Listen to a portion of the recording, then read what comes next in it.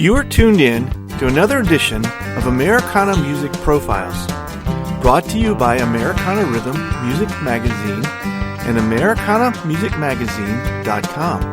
I'm your host, Greg Tutwiler. Let's jump right in to the next exciting interview. Gina Furtado grew up as a homeschooler with music as the central interest in her curriculum. She quickly became a banjo aficionado, winning several awards, eventually landing herself a spot with Chris Jones's band, the Night Drivers. Her latest endeavor finds her starting her new band and launching on a solo career. Gina and I talk about all of that in this next edition of Americana Music Profiles. Hi, Gina. Welcome to the podcast today. Thank you, Greg. Thanks for having me. Absolutely. Thanks for joining us and making it work out to be here with us today. So, are you still in Front Royal, Virginia? I live in Winchester, Virginia, actually, which is about 40 minutes from Front Royal. Close in proximity. Well, I live just outside of Harrisonburg, so in the big world, you and I live real close to each other, even though we're still about 2 hours apart. We're bluegrass neighbors, yeah. Right, that's right. Yeah, bluegrass neighbors. There you go. So you have lived there your whole life?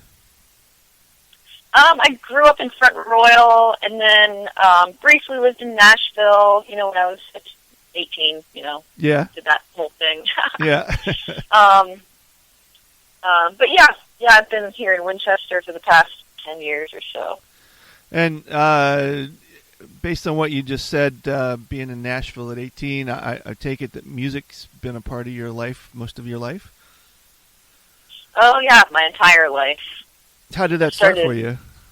Well, I started on classical piano lessons when I was 5. Oh, really? Okay. Yeah. And I was homeschooled. All of us siblings were homeschooled, and it was kind of like the main focus of homeschooling was music. Okay. So doing those classical lessons was like huge focus for the first couple of years, and and that just kind of like set the stage for like being a musician is part of my identity. So. And you, if I understand correctly, you played a lot with your siblings growing up? Yeah, definitely. So even out professionally, right? Like, I mean, you guys had a band, an act together here on the East Coast? Yeah, we did. So that would have been like a couple years later. I guess I picked up the banjo around like 10 or 11 years old, and then that's when we really started to play out more. Like, we kind of got the bluegrass bug, and we did the whole like family band thing, and we toured around a good bit around the East Coast, and did a bunch of fiddlers convention competitions and things like that. Busking on the street corner. Oh, cool. We did a lot of that. Yeah. So what took you to Nashville? Oh gosh, that's a long story, but I guess honestly it was the school down there I was intending to go to, Aquinas School. It's like a very, very tiny school that I got a good scholarship for. Okay. So I went to one semester, but unfortunately, while I was living there, and I had a roommate. I don't even know if you want this on your podcast, but I had a roommate. Well, you can give us the short version. Okay, yeah. Well, anyway, just we had like a terrible crime happen at our apartment, and she ended up, I just didn't want to stay there at that point. I was 18 years old, and after this big horrible thing happened, I'm like, you know what? I'm going home. Right, yeah, okay. So, yeah. So you come back home to play, to find a job. When did it become apparent that this actually might be something you could do for a living? Really not until a couple of years ago. Ever since I started playing the banjo, I've been playing making money in some context to some degree. Playing gigs and then it just kind of, let's see, I guess it was about 5 years ago or 6 years ago maybe, I started playing with a regional band and getting more serious about, I did a bunch of booking, and I made the website, and I started to just get a lot more into it that way, and realize that it's like a totally viable livelihood. Right. Yeah. Teaching more stuff like that, and then after that band, I realized like I wanted to do something a little more serious, and went out and found Chris Jones, who I'm currently playing with. Right, and that's Chris Jones and the Night Drivers, and for our listeners, it's Chris Jones from Bluegrass Junction on Sirius XM. How did that connection happen for you? Because you're still a part of that band, correct? Actually, just for a couple more months. Okay. But, yeah. For the moment, I'm still in the band. Okay. And they're wonderful. And yeah, I was just kind of ready to kind of play with a more professional level band. We'd met the Night Drivers at another gig, and I reached out to John Weisberger, and I just knew that John had, a bunch of connections in the bluegrass scene, and I reached out to him to let him know that if he knew of anyone looking for another banjo player, that I was looking for another job. Okay. And that was like exactly when Ned was moving to the Becky Muller band. So, right. So they just said, well, how about you play in our band? Yeah. Wow, that's cool. Yeah. Yeah. Talk about right place at the right time. Yeah. And how long ago was that? Oh, about 3.5 years ago. Okay. So you mentioned that you were leaving that position here in the next couple of months. What does that mean for you? Well, I have my own band all set up. It's called the Gina Furtato Project, and yeah, I'm pretty stoked about it. I've got my sister is going to play fiddle, Melina Furtado, and she's a great singer as well. Yeah. And then Max Johnson is going to play bass. He lives up in New York City. And Drew Matalich from Asheville, North Carolina, is going to play guitar. Okay. So, yeah, I mean, I guess really it comes from songwriting becoming more and more, like, kind of a part of what I do. I'm, like, it's just something I absolutely love doing. And so, yeah, I just kind of want to start focusing on the songs that I write. Yeah. And I'm assuming that this stems from your album that came out a year or so ago, True Colors, which was your debut project, which was quite successful for you. Debuted at number 13 and had, I think, 2 number-1 singles, right, off of that? Yeah. Yeah, that's cool. Yeah, no, that's true. Yeah, I put out that album, and that was just kind of, it was a passion project. I just wanted to do it so that I could record my songs, Yeah. I wasn't planning on doing much with it, but it did so well, and I've had so many great just gig offers just crop up. So yeah, no, that absolutely plays into this, deciding to focus more fully on my own, my own project. Yeah, yeah. Because it just seemed to go over well, and I was turning down some good work that I would have liked to have done. So. Yeah. Yeah, right. Did you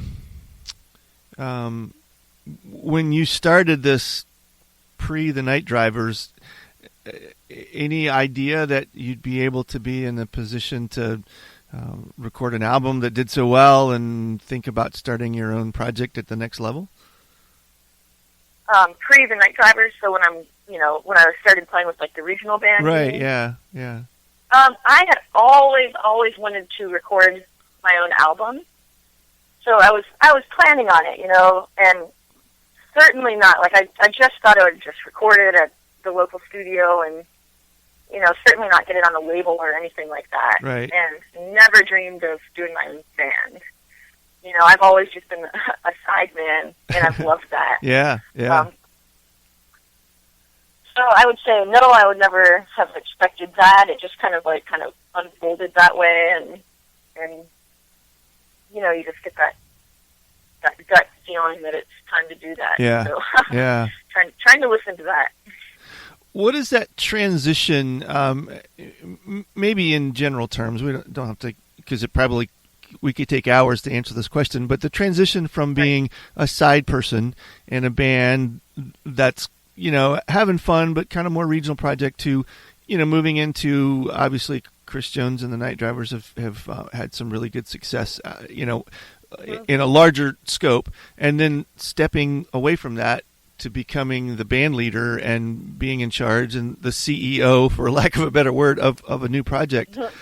All business. Yeah. Does that, what does that feel like? And is there an educational process that you've learned by osmosis, or do you really have to sit down and really just consider that before you just launch out into something like that?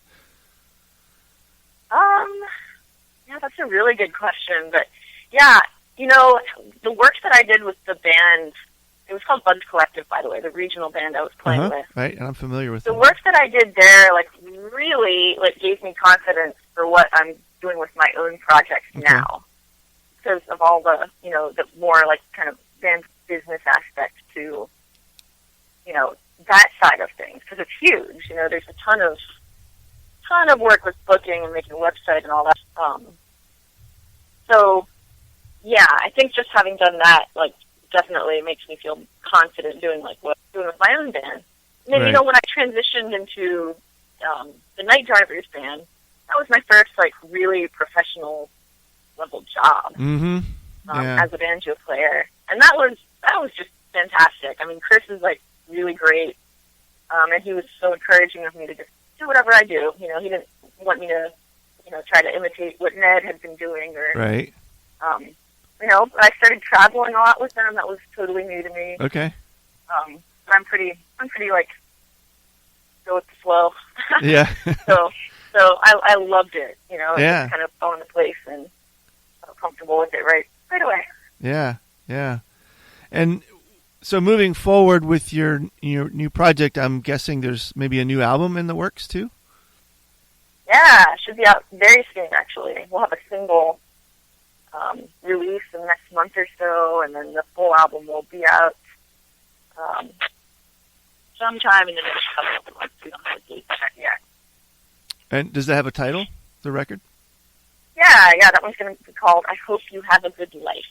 Oh, that's cool. Yeah. I know. I figured if I have to plaster stuff on social media for the next 6 months, it better be something kind, right? Right. Yeah, but that's interesting though, because you maybe even 10 years ago, but certainly 20 years ago, you wouldn't have to think of things like that, but it makes sense to pick a title that catches somebody's attention that maybe aren't even looking for music, but that just the sentiment of I hope you have a good day links back to your music and your website, all that.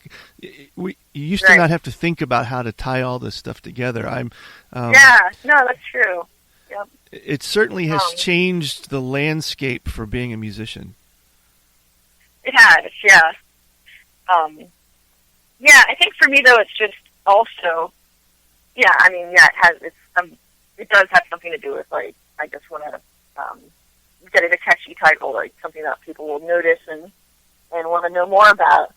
Right. But it also is kind of what I hope to do with my music. Ultimately, it's I want to help people connect with their whatever it is that they're going through the stuff that I'm going through and writing about and playing about. Yeah. Okay. So as consequentially, the songs, a lot of them are about just kind of, just getting through stuff, making the world a better place, and nicer, and growing, and such and such. Is the writing process for you something that you take time set aside and are intentional about that, or do these songs just kind of happen as you live life? Kind of both. With the plans to make an album, I'm definitely when I'm planning to make an album, I was definitely thinking, okay, I've got to make sure to have X number of good songs. So I set aside more time to do it. or maybe I should say I kind of allowed more time in my schedule to let it happen.